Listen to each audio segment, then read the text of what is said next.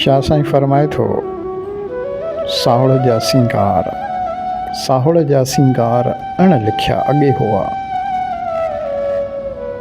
न का कुन फयकून हुई, न का ॿी पचार। मलकनिया महद हुई तोॾे जे तवार। मोहब्बत साण मिहार लायईं लतीफ़ चए। सम्झाणी सुरसोणीअ में शाह साईं फरमाए थो,